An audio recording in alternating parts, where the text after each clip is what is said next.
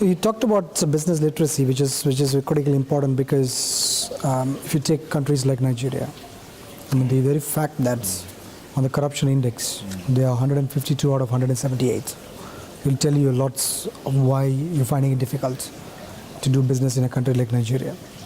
So, I mean, for example, I know of a multinational that landed a consignment in Nigeria. So you get to a 23% tax the moment you get your products there. But they, on top of it, they also ask for 12% administrative tax. It's not legal. It's completely legal, but they sound it legal. So the first natural reaction for any company was saying, look, we won't pay it. The other will say, look, if you don't pay it, you're not going to get this money out of this country. So some companies budge and they actually end up paying that. So they lose the credibility even before they begin.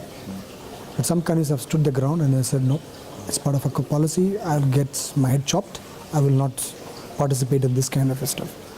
So I'm not want to single out Nigeria, but I think that's where you see most of the problems that come from. So this is a big problem before you get it. Then there's again lots of infrastructure and the other